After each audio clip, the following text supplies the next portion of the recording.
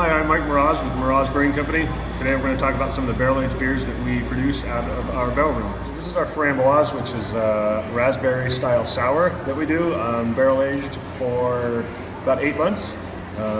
It's got some really aromatic from the raspberries and the Belgian yeast. There's also some bacteria in here that helps sour it. So it's got a really unique character from the barrels, the yeast, and the raspberries. Very complex beer and very drinkable.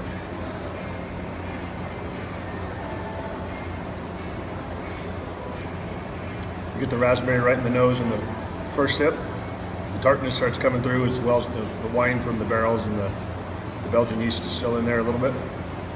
And then you get some of the funk from the Brett, and the lacto comes through also. This beer we have here is Ferris. This is a wild ale that we age in fresh red wine barrels. This is the first beer that goes in those barrels. Then we'll continuously use them for other things, but I like the way the wine imparts into this particular beer. And it's made with only Brettanomyces and lactobacillus, so there's no brewer's yeast in this.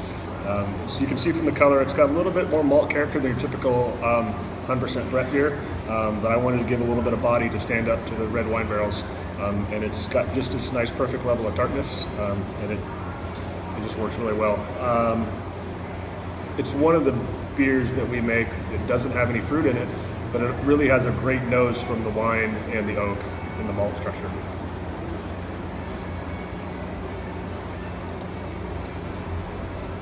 That one's good.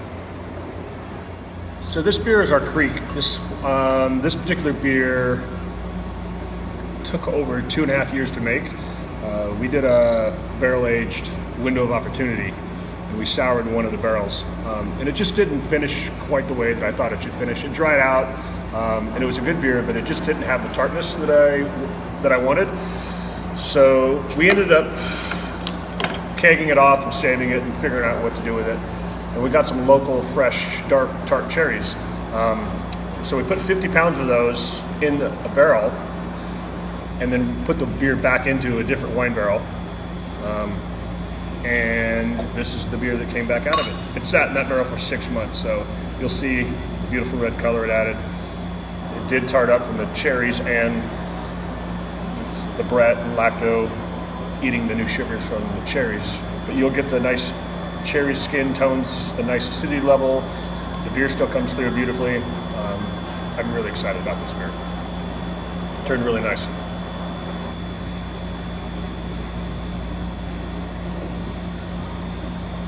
Yeah, it's got a nice little tartness to it.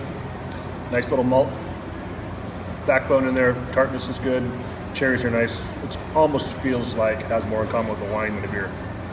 So it's just a great sipper. And as it warms up, the aromas increase off of it too. So this last one we have for you is called Drinking with Friends. There's no label on it yet. You can say we just got a temporary one on there. The label's not finished. This will be the last beer for our 2016 membership. And how this beer got its name is, we've all done bottle shares, and we've had these wonderful beers sitting in front of you. And I started this project back in 2014. And anytime we had an amazing sour beer, I would save the dregs in the bottle. So for the whole year we saved them, and then we inoculated 5 barrels with those bugs, and this is the end result. So we have since done 14, and then we have 15 in barrels, and then 16 is going to be made here shortly. So they're coming around. But we'll start blending this every year. So this is probably the first and only one that'll be all by itself. And we'll treat this more like a traditional style sour that will blend a 1, 2, and 3-year-old together to get the characters we want. But this first batch is just going to be the single one. So it's really nice. It's nice and light. It's got some good carbonation on it. The mouth feels pretty soft. There's a lot of wheat in here, so you get some of that coming through. But you'll get beautiful lemon notes, really beautiful, some funk that comes through. So it's from all who knows where they all came from. So it's a marriage of all these beautiful wild yeast that we get from around the world. A lot of people ask me, are you going to do spontaneously fermented beers with cool ships and everything? We could do that. We got some beautiful orchards and some wild fields up here. So this is kind of my homage to all the other brewers that make those wonderful beers and spontaneously fermented beers. So there's a little bit of everybody that I thought that belongs at the table drinking with friends. So cheers.